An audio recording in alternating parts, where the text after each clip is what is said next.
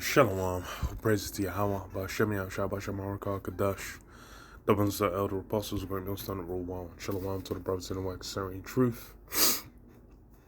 Um, it's funny with, really since, what's her name? Renee Good, I believe it is. Let's say it down here somewhere. Is it Joseph Cox? I remember her name's Renee. That innocent white lady getting shot by, by ICE. Everyone's, woken up to the fact that, what they're doing is a general clampdown on power in general, rather than just something that's like, oh, it's just to get migrants out of here. Because, people even going over the fact that Obama got more people deported in his time than what do you call it? Than Trump's got done his first year in the same time span. Obama got like double the amount done with like less noticeably. So it's not, that's not the objective. But I read this on the New York Times. It says, well, ICE's new surveillance state isn't tracking only immigrants. It said last April, the acting head of ICE pledged to run the agency with the ruthless efficiency of Amazon.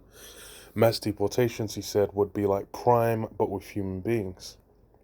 What followed has been anything but logistically impressive. But one feature of President Trump's crackdown on immigration does seem beamed in from a seamless law enforcement future. The suddenly ubiquitous use of facial recognition technology to identify not only those whom the federal agents suspect are in the country illegally, but also those who are protesting, interrupting, or simply documented a nationwide nativist dragnet. And yeah, a big part of it's the same thing with it happened in Gaza as well, where Palantir's involvement, a lot of their technologies were basically utilized there, given a dry run. And it's similar here with what's it called, with ICE. They're basically being utilized to give a lot of those technologies a run. It says what in video after video recorded by protesters and observers in Minneapolis, you can see that the agents are also filming the observers in a sort of mutual surveillance state. I wrote last month, the one that my colleague okay, but in truth, it's really mutual.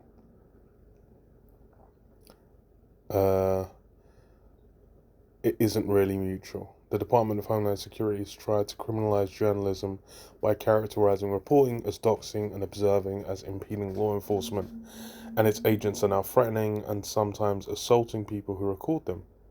In an effort to secure, in addition to the state's monopoly on violence, a monopoly on surveillance. This may be another reason so many immigration officers are masked while on duty. They know better than we do what it means to show one's face. In Minneapolis and elsewhere, agents now carry tools of surveillance into the fields, just as they do their guns. The most prominent of these phone-based facial recognition apps is Mobile Falsify, which ICE has claimed can deliver a definitive determination of someone's immigration status, but has already bungled IDs. As Joseph Cox of 404 Media reported, it's even identified the same woman as two people, neither of whom was her. The outlet also reported the local law enforcement officers working with the Department of Homeland Security using a different product, Mobile Identify. So, utilizing those apps, utilizing technology, and the role of it, the objective of it is basically to what? To have that thingy, man. Have people locked down, have know who you are, and then be like, okay, yeah, green light to grab you up or not. And that's the thing is you go into it's obviously based in London, but Children of Men more or less covers that same kind of power being utilized, where you have people in what do you call it, in the UK, where they're people in the UK fucking cooked. Funny. And it's police will running up on them when they're in the car and they say, we got British passports, we got British passports. They're showing a British passport. So, and imagine run up on them with guts and guns. You had the German old lady. Brothers always mention German old lady in the cage, which is like, Schwarzer. She's in the cage next to the so-called black, next to the black, and she's like, wow, man, with the Schwarzer. The black, she's like, oh, I'm a European white lady. What's going on? So, these things are, they've, been put in Hollywood, and even with what's it called, with like C-19 with the lockdowns, you had it where it's like, people are, oh, what was it? You're allowed to do one form of exercise a day, whatever the fuck it was, and people are getting slapped with fines. It's like, oh, you outdoors, you've been outdoors too long. All that going down. So, you've had degrees of it prior, but now it's something that it's coming into its fullness. Because now it's basically, especially in America. America's really the focal point, and it's being done down the barrel of a gun. And it's they justified it with the illegals, the illegal crime wave as well, those things. And now, aside from that, the illegal crime, now they're just, innocent white women, just getting their brains blown out. But, what does it say? There are also reports that officers are using a tool developed by Clearview AI, which the department acknowledged in a contract with a company last fall.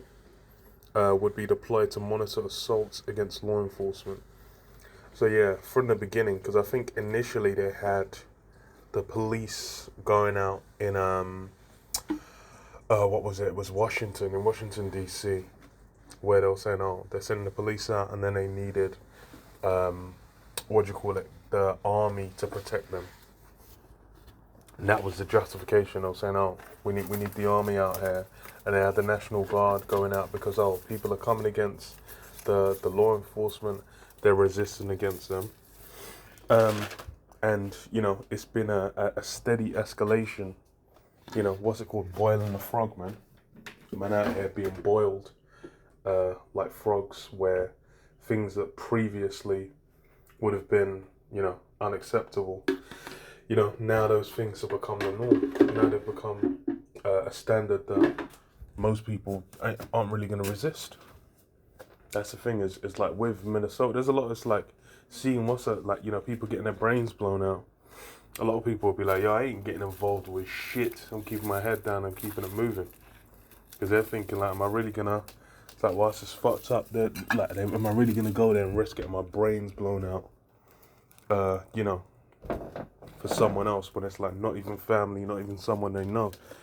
And then, what's Matthew 24, man? The love of many will wax cold. That as far as the so-called community, these things, that currently is, those things are gone. You ain't really thinking about but for the good of my fellow citizens. I don't care about no goddamn fellow citizens. So it says, we don't know quite yet how all these tools fit together or what the purpose of the information gathered about protesters and observers will be put to. A viral video of an ICE agent telling an observer, we have a nice little database and now you're considered a domestic T, so have fun with that, has produced denials from the Department of Homeland Security. And, as far as obviously these things are going to be classified, because it's just like with C-19, those that didn't comply, they've then got, okay, we know who's going to be resistant, who's going to fold. Same thing with this. They're getting, to see, and it's video evidence, names, locations, workplaces, and then utilizing AI. One of the good, greatest uses of AI is putting in all that information again into form of, okay, how can we give us a list of who, a web around these people, and how likely they are to to interact, to hold the same beliefs, etc. Who we going to grab up? It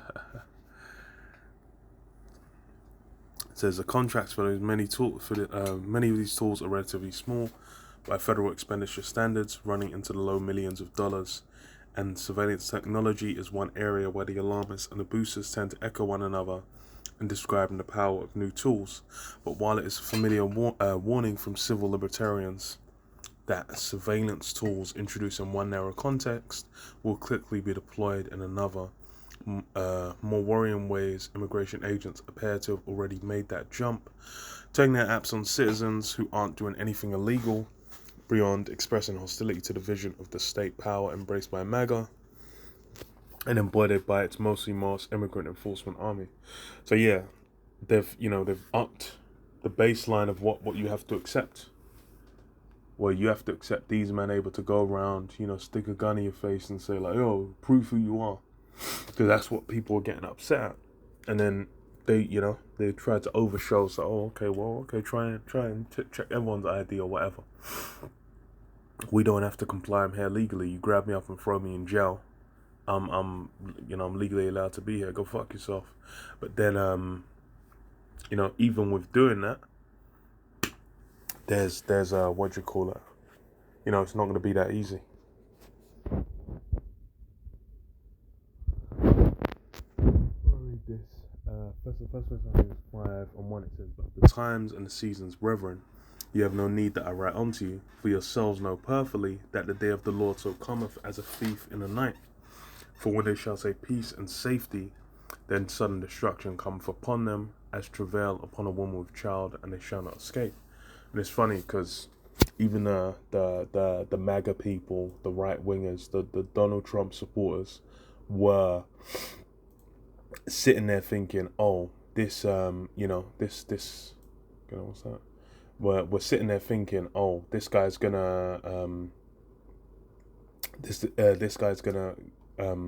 bring in the worldview we desire. He's gonna make the world as we like it. We're gonna go back to enjoying the things we were enjoying before." But the reality of it has become very evident. It's about the elite. He's basically bringing down the world, the style of the world of the elite, man. And it's funny because even with the Epstein files coming out, it's basically become clear he's amongst. They'll say, "Oh, he's a upstart. He's a thing." Now, he's been rubbing shoulders with them. He engages with what they engage with. They have a strata. They have a level of or separation from your average Joe. They're not looking at the world or dealing with the world in the same way you guys are. But it says, "But ye, brethren, are not in darkness, that day should overtake you as a thief. Ye are all the children of the light and the children of the day. We are not of the night nor of darkness. Therefore, let's not sleep as do others, but let's watch and be sober." Yeah.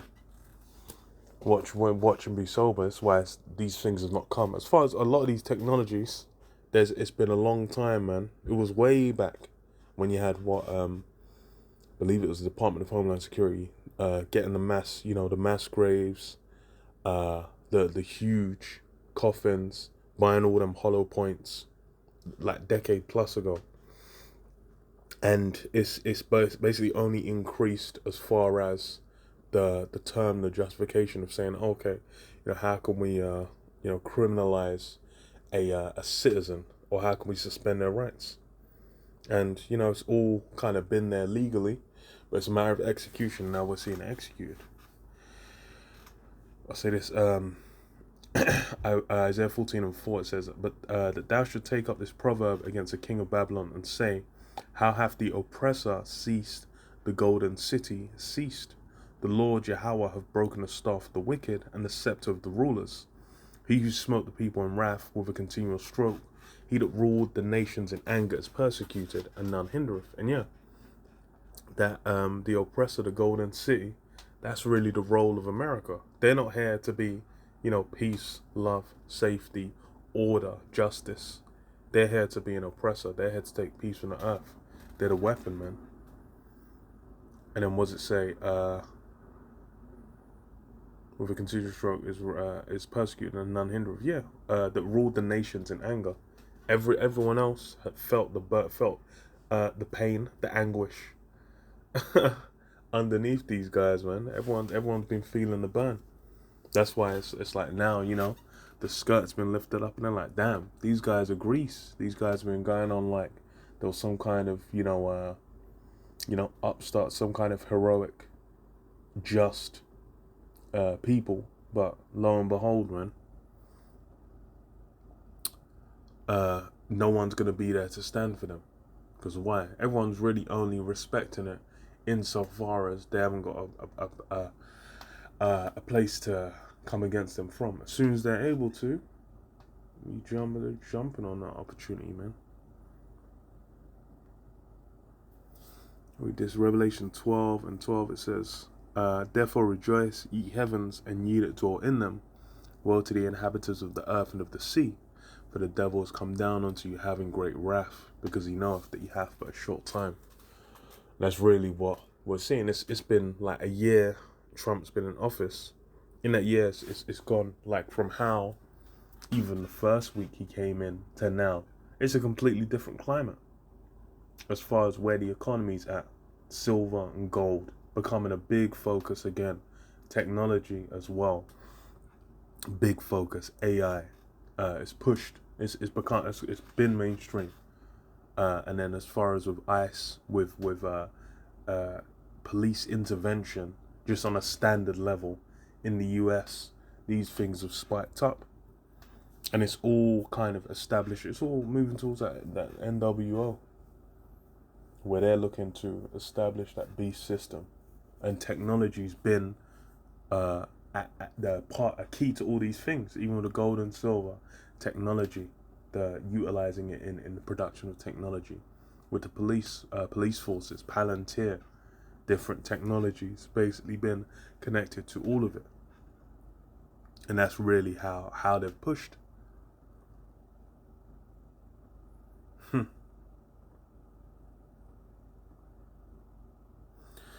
But yeah, Lord willing, out here soon, man.